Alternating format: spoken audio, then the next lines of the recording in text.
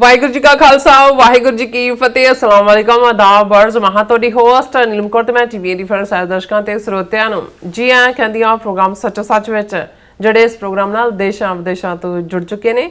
Khalsa affair centre ਦੇ ਸੰਚਾਲਕ doctor Amarjit Singh ji studio 'ਚ ਮੇਰੇ ਨਾਲ ਸ਼ਾਮਿਲ ਨੇ। ਉਹਨਾਂ ਨਾਲ ਗੱਲਬਾਤ ਕਰਕੇ ਅੱਜ ਦਾ ਵਿਸ਼ੇ ਉੱਪਰ ਉਹਨਾਂ ਤੋਂ ਉਹਨਾਂ ਦਾ ਤਜਜ਼ੀਆ ਜਾਣਦੇ ਹਾਂ। ਜੀ ਰਾਜ ਸਾਹਿਬ ਵਾਹਿਗੁਰੂ ਜੀ ਕਾ ਖਾਲਸਾ ਵਾਹਿਗੁਰੂ ਜੀ ਕੀ ਫਤਿਹ। हाँ जी नीलम कौर जी ਤੁਹਾਨੂੰ ਵੀ ਤੇ ਦੁਨੀਆ ਭਰ ਚ ਬੈਠੇ ਸਾਡੇ ਬਹੁਤ ਹੀ ਪਿਆਰੇ ਸੋਹਣੇ ਸਿਆਣੇ ਸੁਨੱਖੇ ਟੀਵੀ 84 ਦੇ ਵਿਊਅਰਸ ਨੂੰ ਵੀ ਵਾਹਿਗੁਰੂ ਜੀ ਕਾ ਖਾਲਸਾ ਵਾਹਿਗੁਰੂ ਜੀ ਕੀ ਫਤਿਹ। ਸਾਡੇ ਬਹੁਤ ਹੀ ਪਿਆਰੇ ਮੁਸਲਮਾਨ ਭੈਣਾਂ ਭਰਾਵਾਂ ਨੂੰ ਅਸਲਾਮ ਅਲੈਕਮ।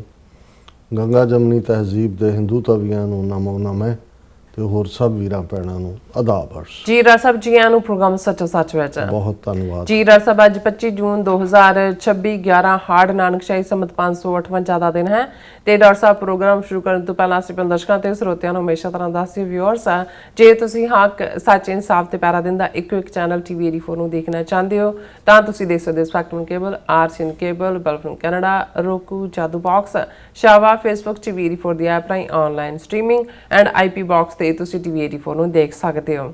ਵਿਊਅਰਸ ਜੇ ਤੁਸੀਂ ਟੀਵੀ 84 ਨਾਲ ਜਾਂ ਪ੍ਰੋਗਰਾਮ ਸੱਚੋ ਸੱਚ ਨਾਲ ਫੇਸਬੁੱਕ ਰਾਹੀਂ ਜੁੜੇ ਤੇ ਇਸ ਨੂੰ ਵੱਧ ਲਾਈਕ ਕਰੋ ਤੇ ਸ਼ੇਅਰ ਕਰੋ ਅਤੇ ਨਾਲ ਹੀ YouTube ਤੇ ਸਬਸਕ੍ਰਾਈਬ ਵੀ ਕਰੋ।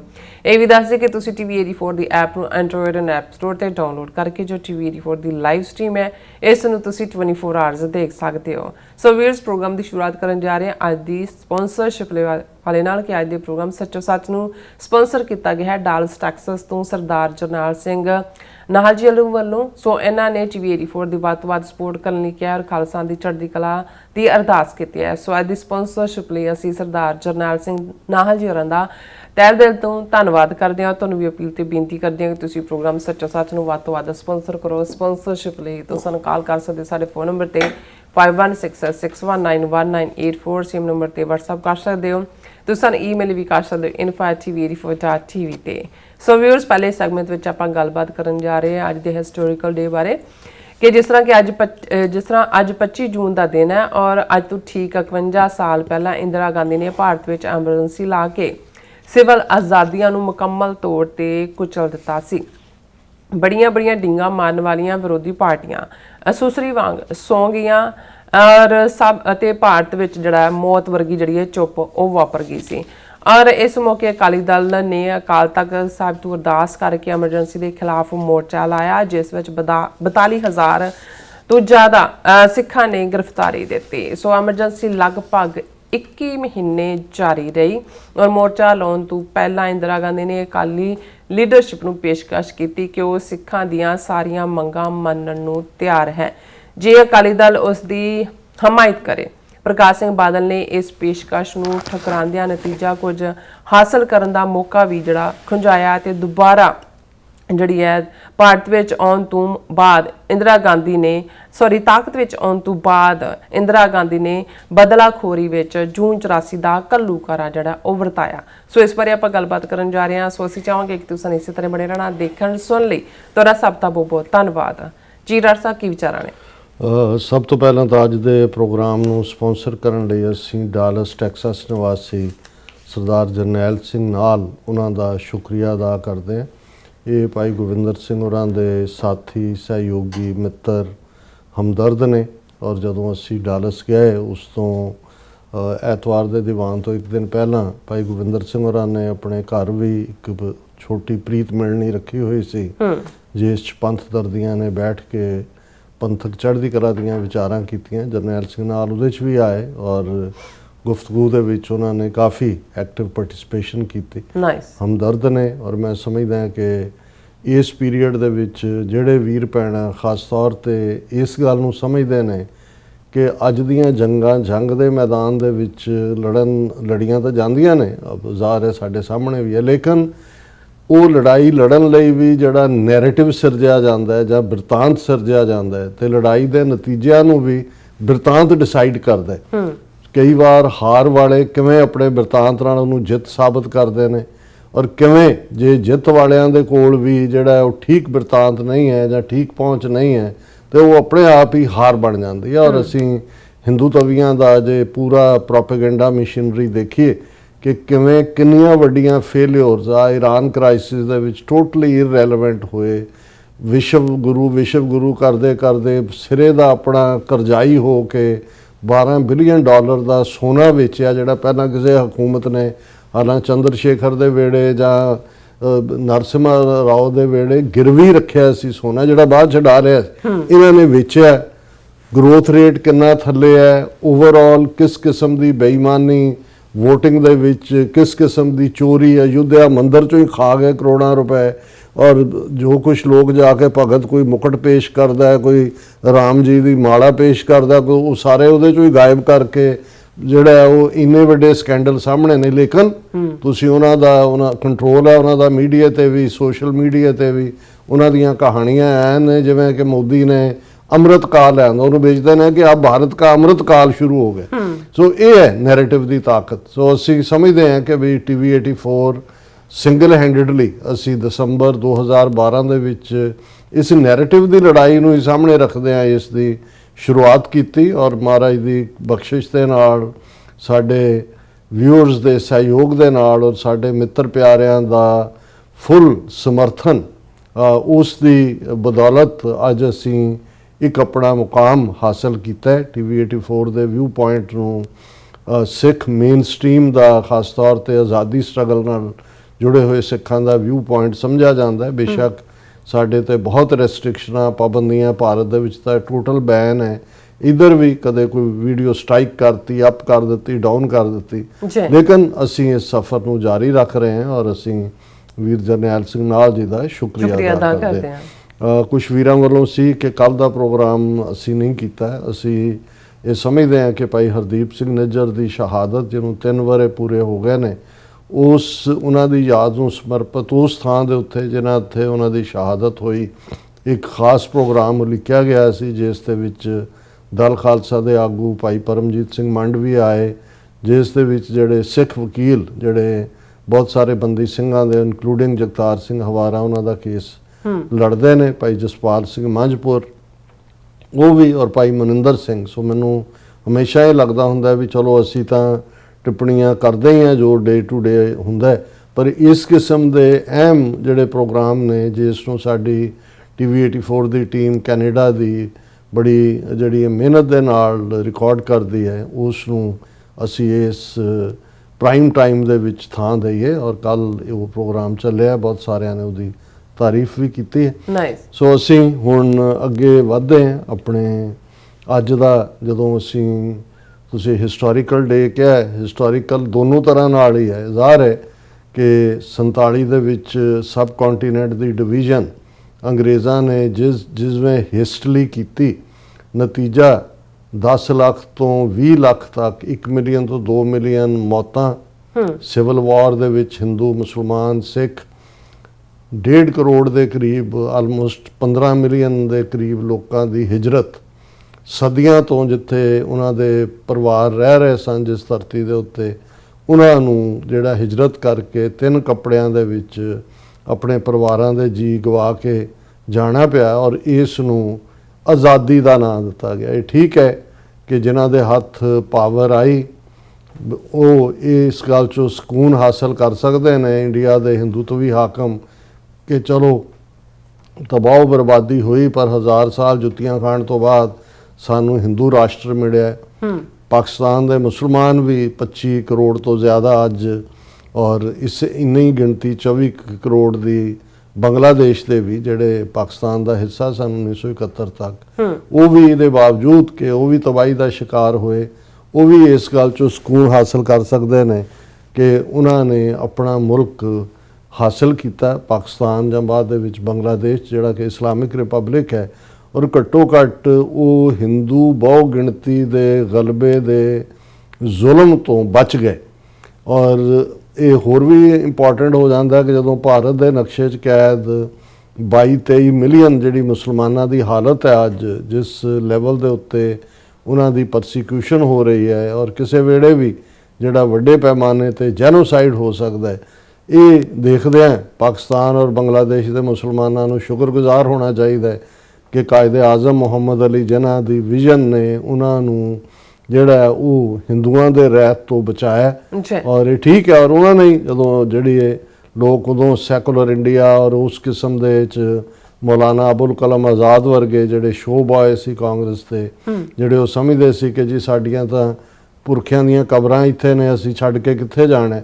ਤੇ ਉਹਨਾਂ ਨੇ ਉਹਨਾਂ ਨੂੰ ਕਿਹਾ ਸੀ ਕਿ ਭਾਈ ਯਾਦ ਕਰਿਓ, ਇੱਕ ਦਿਨ ਐਸਾ ਆਏਗਾ ਕਿ ਤੁਹਾਨੂੰ ਹਰ ਗਲੀ ਦੇ ਮੋੜ ਦੇ ਉੱਤੇ ਪ੍ਰੂਵ ਕਰਨਾ ਪਏਗਾ ਕਿ ਤੁਸੀਂ ਪੈਟਰੀਓਟ ਹੋ, ਜਦੋਂ ਕਿ ਜਿਹੜੀ ਮੈਜੋਰਿਟੀ ਹਿੰਦੂ ਨੇ ਉਹਨਾਂ ਦਾ ਪੈਟਰੀਓਟਿਜ਼ਮ ਤਾਂ ਫॉर ਗ੍ਰਾਂਟਡ ਹੈ। ਇਹੀ ਵਾਰਨਿੰਗ ਕਾਇਦੇ ਆਜ਼ਮ ਨੇ ਸਿੱਖ ਲੀਡਰਾਂ ਨੂੰ ਵੀ ਦਿੱਤੀ, ਸਰ ਸੋਭਾ ਸਿੰਘ ਨੂੰ, ਕਿ ਬਈ ਤੁਸੀਂ ਅਨਾੜੀ ਹੋ ਸਿਆਸੀ ਤੌਰ ਤੇ, ਤੁਸੀਂ ਹਿੰਦੂਆਂ ਨੂੰ ਸਹਿ ਗੁਲਾਮ ਦੇਖਿਆ, ਪਰ ਜਦੋਂ ਤੁਸੀਂ ਇਹਨਾਂ ਨੂੰ ਮਾਲਕ ਬਣੇ ਦੇਖੋਗੇ, ਬਾਦਸ਼ਾਹ ਬਣੇ ਦੇਖੋਗੇ, ਰੂਲਰ ਬਣੇ ਦੇਖੋਗੇ, ਫਿਰ ਤੁਹਾਨੂੰ ਸਮਝ ਆਏਗੀ ਕਿ ਇਹ ਮਾਲਕ ਹੋਣਗੇ ਤੇ ਤੁਸੀਂ ਨੌਕਰ।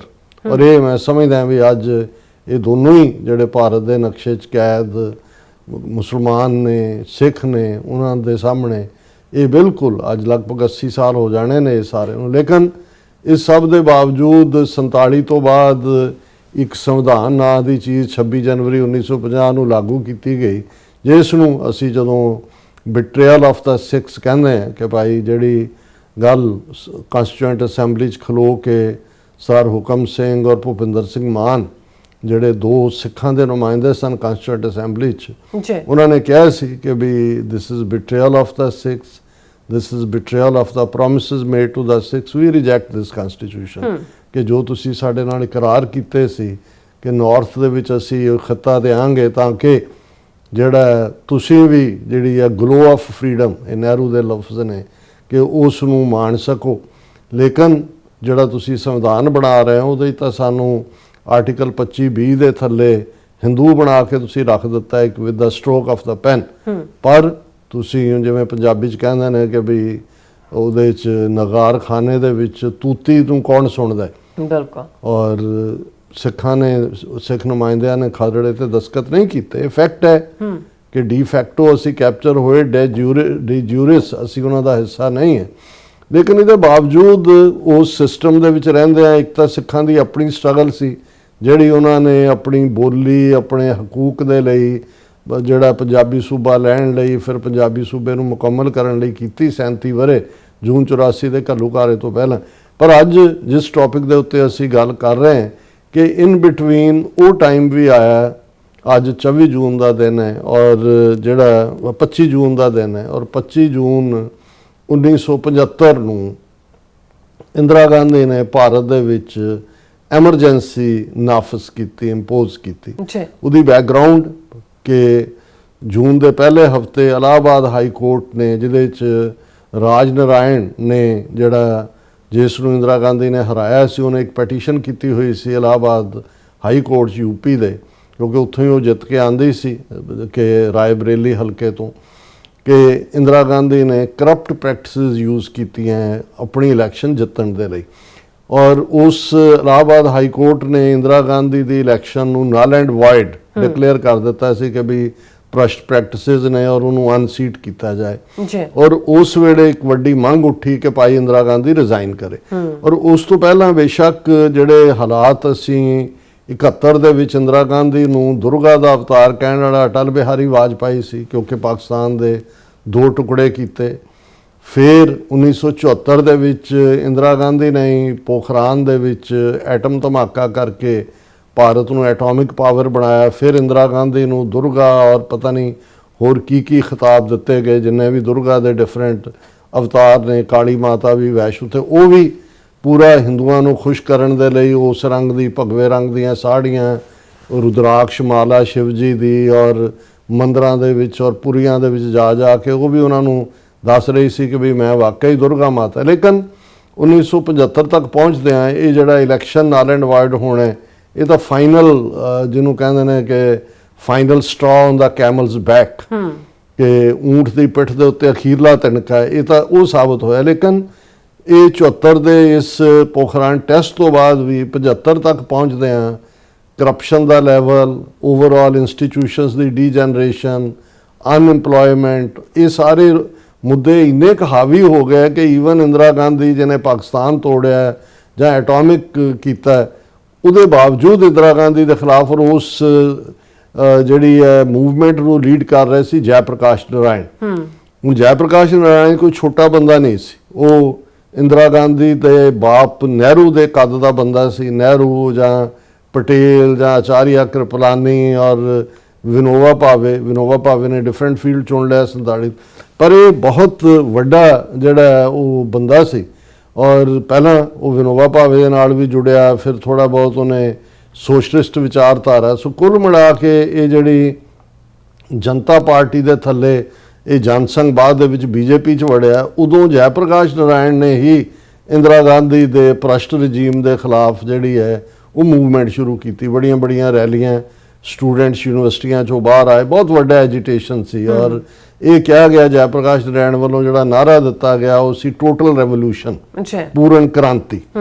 ਹੁਣ ਇਹ ਜਦੋਂ ਪੀਕ ਵੱਲ ਜਾ ਰਹੀ ਸੀ ਔਰ ਲੱਖਾਂ ਲੋਕ ਰੈਲੀਆਂ 'ਚ ਆਉਂਦੇ ਸੀ, ਚਾਰ ਚਫੇਰੇ ਜਿਹੜੀ ਆ ਬਦਅਮਨੀ ਫੈਲ ਰਹੀ ਸੀ, ਔਰ ਉਸ ਸਾਰੇ ਦੇ ਵਿੱਚ ਜਿਹੜਾ ਈਵਨ ਇੱਕ ਇੰਟਰਵਿਊ ਦੇ ਵਿੱਚ ਜਨਰਲ ਸੁਬੇਗ ਸਿੰਘ ਜਿਨ੍ਹਾਂ ਨੇ ਜੂਨ 84 ਸ਼ਹੀਦੀ ਪਾਈ, ਉਹਨਾਂ ਨੇ ਕਿਹਾ ਕਿ ਵੀ ਮੈਂ ਫਲਾਂ ਥਾਂ ਪੋਸਟਡ ਸੀ ਜਦੋਂ ਤੇ ਇੰਦਰਾ ਗਾਂਧੀ ਨੇ ਮੈਨੂੰ ਇਹ ਕਿਹਾ ਕਿ ਵੀ ਮੈਂ ਜੈ ਪ੍ਰਕਾਸ਼ ਨਾਰਾਇਣ ਨੂੰ ਗ੍ਰਿਫਤਾਰ ਕਰਾਂ, ਜੋ ਵੀ ਉਸ ਵੇਲੇ ਦਾ ਸਿਵਲ ਐਡਮਿਨਿਸਟ੍ਰੇਸ਼ਨ ਨਾਲ ਮਿਲ ਕੇ, ਤੇ ਮੈਂ ਆਪਣਾ ਜੋ ਮੇਰਾ ਸੀਮਤ ਖੇਤਰ ਸੀ ਫੌਜ ਦਾ ਉਹਦੇ ਥੱਲੇ ਮੈਂ ਨਾ ਕੀਤੀ ਸੀ। ਇੱਕ ਵੱਖਰੇ ਫੈਕਟਰ ਬਹੁਤ ਸਾਰੇ ਬਾਅਦ ਦੇ ਵਿੱਚ ਸਾਹਮਣੇ ਆਉਂਦੇ ਨੇ ਵੀ ਕੀ ਰੀਜ਼ਨ ਕਿੱਥੇ ਕਿੱਥੇ, ਲੇਕਿਨ ਇੱਕ ਗੱਲ ਜਿਹੜੇ ਫੈਕਟ ਹੈ ਕਿ ਉਸ ਵੇਲੇ ਇੰਦਰਾ ਗਾਂਧੀ ਪੂਰੀ ਤਰ੍ਹਾਂ ਸੋਵੀਅਤ ਯੂਨੀਅਨ ਜਿਹੜਾ ਐਗਜ਼ਿਸਟ ਕਰਦਾ ਸੀ ਉਸ ਬਲਾਕ 'ਚ ਜਾ ਚੁੱਕੀ ਸੀ।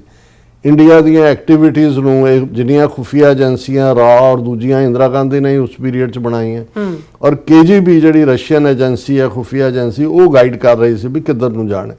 ਸੋ ਉਸ ਦੌਰ ਦੇ ਵਿੱਚ KGB ਰਾਹੀਂ ਔਰ ਸਿਧਾਰਥ ਸ਼ੰਕਰ ਰੇ ਜਿਹੜਾ ਪੰਜਾਬ ਦਾ ਗਵਰਨਰ ਵੀ ਰਿਹਾ, ਜਿਹਦੇ ਪੀਰੀਅਡ ਦੇ ਵਿੱਚ ਹਜ਼ਾਰਾਂ ਝੂਠੇ ਪੁਲਿਸ ਮੁਕਾਬਲੇ ਹੋਏ, ਸੁਪਰੀਮ ਕੋਰਟ ਦਾ ਵਕੀਲ, ਇੰਦਰਾ ਗਾਂਧੀ ਦਾ ਬੜਾ ਕਰੀਬੀ। ਸੋ ਇਹ ਐਮਰਜੈਂਸੀ ਦਾ ਆਈਡੀਆ ਜਿਹੜਾ ਉਹ ਸੋਵੀਅਤ ਯੂਨੀਅਨ KGB ਦਾ ਹੀ ਆਇਆ। ਉਹਨਾਂ ਨੇ ਕਿਹਾ ਜੀ ਇਹ ਮੁਰਦਿਆਂ ਦਾ ਦੇਸ਼ ਹੈ, ਇੱਥੇ ਕਿਸੇ ਨੇ ਸਿਰ ਨਹੀਂ ਚੁੱਕਣਾ ਹੈ, ਕਿ ਵੀ ਆ ਜਿਹੜੇ ਪ੍ਰੋਟੈਸਟ ਵਗੈਰਾ ਕਰ ਰਹੇ ਨੇ ਇਹਨਾਂ ਨੂੰ ਸਭ ਨੂੰ ਲੀਡਰਾਂ ਨੂੰ ਚੁੱਕ ਕੇ ਅੰਦਰ ਦਿਓ, ਬਾਕੀਆਂ ਨੇ ਸੁਸਰੀ ਵਾਂਗ ਸੌਂ ਜਾਣਾ, ਸਿਵਲ ਲਿਬਰਟੀਜ਼ ਖਤਮ ਕਰੋ, ਕਾਨੂੰਨੀ ਇਹਨਾਂ ਦੇ ਮੀਡੀਆ ਦੇ ਉੱਤੇ ਸੈਂਸਰ ਬਿਠਾਓ, ਖਬਰ ਕੋਈ ਨਾ ਨਿਕਲੇ।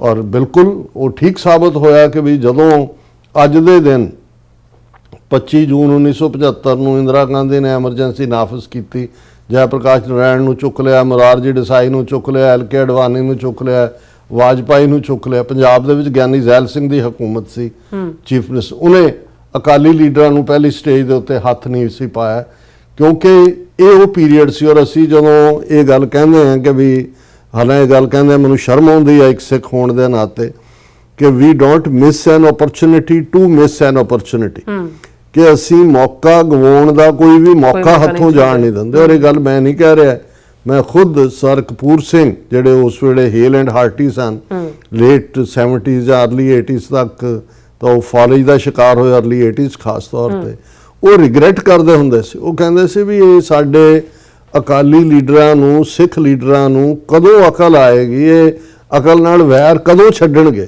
ਕਿ ਇਹਨਾਂ ਨੇ 47 ਦੇ ਵਿੱਚ, ਕਿਉਂਕਿ ਉਹਦੇ ਤੋਂ ਚਸ਼ਮਦੀਦ ਸਨ ਕਿ ਭਾਈ ਕਿਵੇਂ ਬਾਰ-ਬਾਰ 5 ਜਦੋਂ ਤੁਸੀਂ ਸਾਚੀ ਸਾਖੀ ਪੜ੍ਹਦੇ ਹੋ 6 ਮੌਕੇ ਉਹ ਦਿੰਦੇ ਨੇ ਕਿ ਭਾਈ ਜਿਹੜੇ ਗਵਾਏ, ਜਦੋਂ ਕਿ ਅੱਡ-ਅੱਡ ਆਫਰ ਸੀ ਅੰਗਰੇਜ਼ਾਂ ਵੱਲੋਂ ਵੀ ਔਰ ਕਾਇਦੇ ਆਜ਼ਮ ਮੁਹੰਮਦ ਅਲੀ ਜਿਨ੍ਹਾਂ ਵੱਲੋਂ ਵੀ, ਨਾ ਅਸੀਂ ਅੰਗਰੇਜ਼ਾਂ ਦੀ ਆਫਰ ਦੇ ਉੱਤੇ ਕੋਈ ਕੰਨ ਧਰਿਆ, ਨਾ ਮਿਸਟਰ ਜਿਨ੍ਹਾਂ ਦੀ ਆਫਰ ਤੇ ਕੰਨ ਧਰਿਆ, ਨਾ ਹੀ ਅਸੀਂ ਇਹਨਾਂ ਆਫਰਜ਼ ਨੂੰ ਲੈ ਕੇ ਉਸ ਦੌਰ ਦੀ ਲੀਡਰਸ਼ਿਪ ਨੇ ਕਾਂਗਰਸ ਨੂੰ ਕਨਫਰੰਟ ਕੀਤਾ ਕਿ ਭਾਈ ਮਿਸਟਰ ਜਿਨ੍ਹਾਂ ਸਾਨੂੰ ਇਹ ਦਿੰਦੇ ਨੇ, ਤੁਸੀਂ ਦੱਸੋ ਕੀ ਦਿੰਦੇ ਹੋ, ਅਸੀਂ ਤੁਹਾਡੇ ਨਾਲ ਲੱਗਦੇ ਹਾਂ, ਚਲੋ ਬਾਰਗੇਨਿੰਗ ਹੀ ਕਹਿ ਲਓ, ਅੱਖਾਂ ਬੰਦ।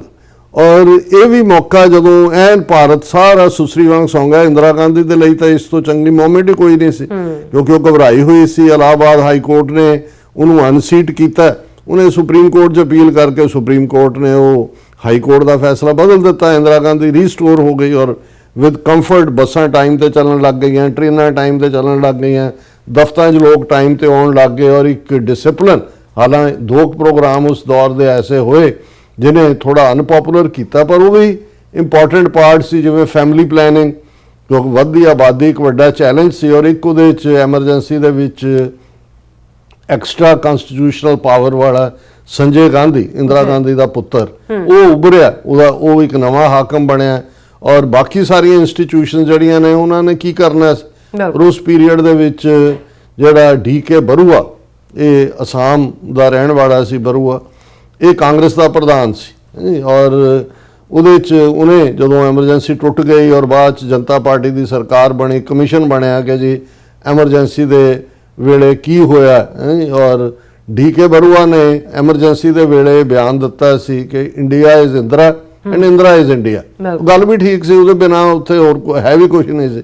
ਔਰ ਉਹ ਜਦੋਂ ਜਿਹੜਾ ਕਮਿਸ਼ਨ ਬਣਿਆ ਜਨਤਾ ਪਾਰਟੀ ਨੇ ਬਣਾਇਆ, ਉਹਦੇ ਸਾਹਮਣੇ ਕਿਸੇ ਨੇ ਆ ਕੇ, ਉਸ ਦੌਰ ਦੇ ਲੀਡਰ ਨੇ, ਉਹਨੇ ਕਹਿੰਦੇ ਜੀ ਸਾਨੂੰ ਤਾਂ ਇੱਕੋ ਹੀ ਨਾਅਰੇ ਸੁਣਦੇ ਸੀ, ਦੇਸ਼ ਕੀ ਨੇਤਾ ਇੰਦਰਾ ਗਾਂधी, युवकों का नेता संजय गांधी, फलाने का नेता राहुल गांधी, बाढ़ में जाए महात्मा गांधी। ਕਹਿੰਦੇ ਮਾਹੌਲ ਹੀ ਇਹ ਸੀ। ਉਹ ਜਿਹੜਾ ਕਾਂਗਰਸ ਪ੍ਰੈਸ ਕਹਿ ਰਿਹਾ India is Indira, Indira is India. ਪਰ ਗੱਲ ਜਿਹੜੀ ਹੈ ਫੈਮਿਲੀ ਪਲੈਨਿੰਗ ਦਾ ਜਾਂ ਦੂਸਰਾ ਪਾਰਟ ਆਪਣੀ ਥਾਂ, ਇਲੀਗਲ ਐਨਕਰੋਚਮੈਂਟਸ ਹਟਾਉਣ ਦੀ ਲਾਈਨ। ਲੇਕਿਨ ਉਸ ਦੌਰ ਦੇ ਵਿੱਚ ਜਿਹੜੀ ਦੇਖਣ ਵਾਲੀ ਗੱਲ ਸੀ ਕਿ ਜਿਹੜਾ ਬੜਾ ਰੌਲਾ 10-10 ਲੱਖ ਜੈ ਪ੍ਰਕਾਸ਼ ਨਾਰਾਇਣ ਨੂੰ ਸੁਣਨ ਆਉਂਦਾ ਸੀ, ਉਹ ਡਰ ਕੇ ਬੈਠ ਗਏ। ਹੁਣ ਉਸ ਮਾਹੌਲ 'ਚ ਅਕਾਲੀ ਲੀਡਰ, ਹੁਣ ਸਿੱਖਾਂ ਨੂੰ, ਹਾਲਾਂ ਮੈਂ ਜਿਵੇਂ ਕਿਹਾ ਵੀ ਪੰਜਾਬ 'ਚ ਕੋਈ ਗ੍ਰਿਫਤਾਰੀਆਂ ਨਹੀਂ ਸੀ ਹੋਈਆਂ, ਗਿਆਨੀ ਜ਼ੈਲ ਸਿੰਘ ਨੂੰ ਪਤਾ ਸੀ ਵੀ ਸਿੱਖਾਂ ਨੂੰ ਰਹਿਣ ਦੇਈਏ, ਜਿਹੜਾ ਪ੍ਰਵੋਕ ਨਾ ਕਰੀਏ। ਔਰ ਅਕਾਲੀ ਲੀਡਰਾਂ ਨੇ ਉਸ ਪੀਰੀਅਡ ਦੇ ਵਿੱਚ ਇਕੱਠੇ ਹੋਏ ਕਿ ਵੀ ਸਾਰੇ ਦੇਸ਼ ਦੀਆਂ ਆਜ਼ਾਦੀਆਂ ਖਤਮ ਹੋ ਗਈਆਂ, ਅਸੀਂ ਤਾਂ ਹਰ ਇੱਕ ਦੇ ਲਈ ਲੜਨ ਵਾਲੇ ਆ, ਜਿਹੜਾ ਮਜ਼ਲੂਮ ਹੈ ਦੂਜਾ, ਇਸ ਦੇ ਉੱਤੇ ਮੋਰਚਾ ਲਾਈ। ਹੁਣ ਜੋ ਇਹ ਵਿਚਾਰਾਂ ਚੱਲ ਰਹੀਆਂ ਸੀ ਉਸ ਵੇਲੇ, ਟੋੜਾ ਵੀ, ਤਲਵੰਡੀ ਵੀ ਔਰ ਬਾਦਲ ਵੀ ਔਰ ਦੂਸਰੇ ਵੀ, ਕਿ ਵੀ ਅਜੇ ਮੋਰਚਾ ਲੱਗਾ ਨਹੀਂ ਸੀ, ਐਂਡ ਪਲੈਨਿੰਗ ਸੀ। ਔਰ ਉਸ ਵੇਲੇ ਇੰਦਰਾ ਗਾਂਧੀ ਨੇ ਆਪਣੇ, ਔਰ ਇਹ ਸਰ ਕਪੂਰ ਸਿੰਘ ਤੋਂ ਵੱਧ ਕੇ ਕੋਈ ਇਨਸਾਈਡਰ ਨਹੀਂ ਹੈ, ਉਹਨਾਂ ਨੇ ਜਿਹੜਾ ਤਰਲੋਚਨ ਸਿੰਘ ਜਾਂ ਇੱਕ ਦੋ ਹੋਰ ਦਾ ਵੀ ਨਾਂ ਆਉਂਦਾ, ਪ੍ਰੋਮੀਨੈਂਟ ਕਾਂਗਰਸੀ, ਜਿਨ੍ਹਾਂ ਨੂੰ ਈਵਨ ਗਿਆਨੀ ਜ਼ੈਲ ਸਿੰਘ ਵੀ ਮੀਡੀਏਟ ਕਰ ਰਿਹਾ ਸੀ, ਉਹਨੇ ਸਿੱਖਾਂ ਤੱਕ, ਅਕਾਲੀ ਲੀਡਰਾਂ ਤੱਕ ਪਹੁੰਚ ਕੀਤੀ ਇੰਦਰਾ ਗਾਂਧੀ ਦੇ ਬਿਹਾਫ ਤੇ ਕਿ ਤੁਸੀਂ ਮੋਰਚਾ ਨਾ ਲਾਓ, ਪੰਜਾਬ ਲਈ ਜੋ ਤੁਸੀਂ ਚਾਹੁੰਦੇ ਹੋ, ਪੰਜਾਬੀ ਬੋਲਦੇ ਇਲਾਕੇ, ਚੰਡੀਗੜ੍ਹ, ਪੰਜਾਬ ਦੇ ਪਾਣੀਆਂ ਦਾ ਹੱਕ, ਅੰਦਰੂਨੀ ਖੁਦ ਮੁਖਤਾਰੀ, ਆਰਟੀਕਲ 370 ਵਾਂਗ ਜੋ ਵੀ ਹੈ, ਪੰਜਾਬ ਨੂੰ ਤੁਸੀਂ ਸਾਂਭੋ, ਸਿੱਖ ਅਕਾਲੀ ਦਲ ਰਾਜ ਕਰੇ, ਦਿੱਲੀ ਦੇ ਵਿੱਚ ਮੇਰੀ ਹਮਾਇਤ ਕਰੋ ਔਰ ਐਮਰਜੈਂਸੀ ਦੇ ਖਿਲਾਫ ਜਿਹੜਾ ਮੋਰਚਾ ਨਾ ਲਾਓ। ਹੁਣ ਐਸਾ ਕਿਹਾ ਜਾਂਦਾ ਹੈ ਵੀ ਤਲਵੰਡੀ ਵੀ ਔਰ ਟੋੜਾ ਵੀ ਇਸ ਦੇ ਲਈ ਰਾਜ਼ੀ ਹੋ ਰਹੇ ਸੀ ਕਿ ਵੀ ਇਹੀ ਮੌਕਾ ਹੈ, ਸਾਡੇ ਕੋਲ ਇੱਕ ਵਾਰ ਇਹ ਆਇਆ ਕਿ ਵੀ ਅਸੀਂ ਇਸ ਨੂੰ ਜਿਹੜਾ ਕੁਝ ਹਾਸਲ ਕਰ ਸਕੀਏ। ਪਰ ਇਹ ਹਿੰਦੂ ਪੁੱਤਰ ਬਾਦਲ ਇਹ ਅੜ ਗਿਆ, ਇਹਨੇ ਕਿਹਾ ਜੀ ਨਹੀਂ, ਅਸੀਂ ਜਿਹੜਾ ਉਹ ਖੜਾਂਗੇ, ਹੁਣ ਅਸੀਂ ਜੈ ਪ੍ਰਕਾਸ਼ ਨਾਰਾਇਣ, ਅਸੀਂ ਵੀ ਉਦੋਂ ਭਾਰਤੀ ਜਨਤਾ ਸੰਘ, ਬੀਜੇਪੀ, ਇਹਨਾਂ ਦੇ ਨਾਲ ਇਹ ਉਹ।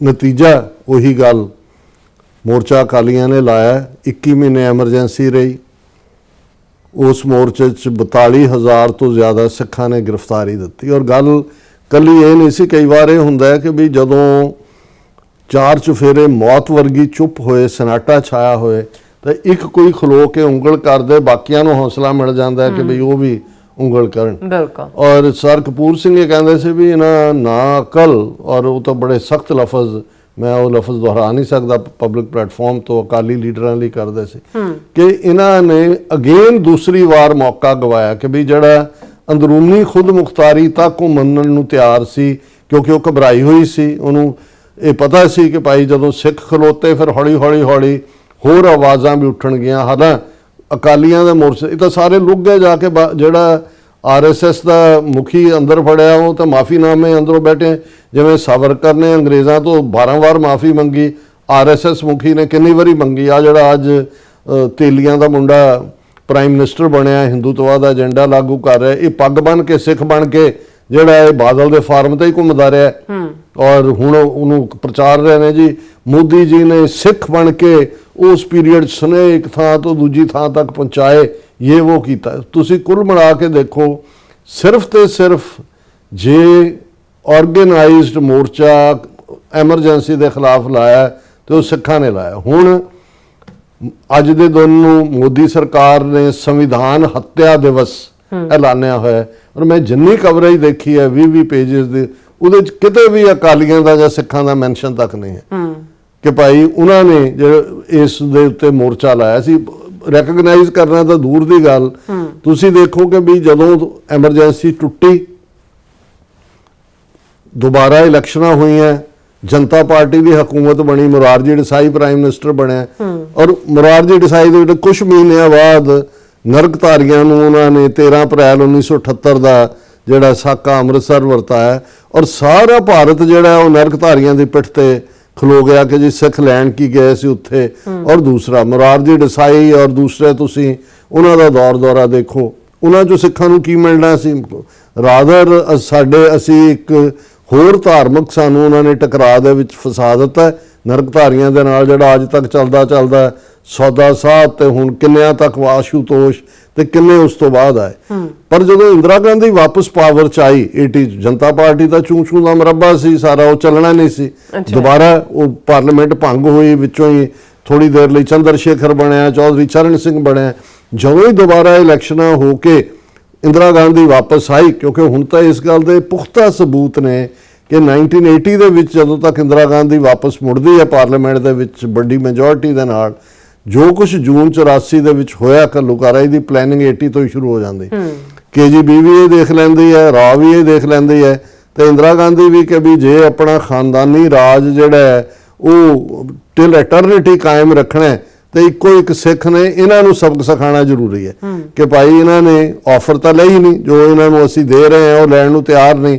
ਹੁਣ ਇਹਨਾਂ ਨੂੰ ਜਿਹੜਾ ਸਜ਼ਾ ਦੇ ਨਾਲ ਹੀ ਇਹਨਾਂ ਦੇ ਜਿਹੜੀ ਹੈ ਇਹਨਾਂ ਦੇ ਗੋਡੇ ਲਵਾਉਣੇ ਨੇ। ਤੇ 80 ਤੋਂ 84 ਤੱਕ ਫਿਰ ਕੀ ਚੱਲਿਆ, ਜੂਨ 84 ਘੱਲੂਘਾਰਾ, ਔਰ ਪਹਿਲਾਂ ਵੀ ਜਦੋਂ ਅਸੀਂ ਗੰਗੂ ਦੀ ਔਲਾਦ ਜਾਂ ਮੋਤੀ ਲਾਲ ਨਹਿਰੂ ਜਾਂ ਜਵਾਹਰ ਲਾਲ ਨਹਿਰੂ ਉਹ ਸਾਰਿਆਂ ਦੀ ਐਂਟੀ ਸਿੱਖ ਲਾਈਨ ਦੇਖਦੇ ਹਾਂ, ਉਹ ਬੀਜ ਤਾਂ ਸੀ, ਪਰ ਕਈ ਵਾਰ ਬੀਜ ਜਿਹੜਾ ਹੈ ਉਹ ਥੱਲੇ ਪਿਆ ਹੁੰਦਾ, ਉਹ ਨਿਕਲਦਾ ਨਹੀਂ ਹੈ।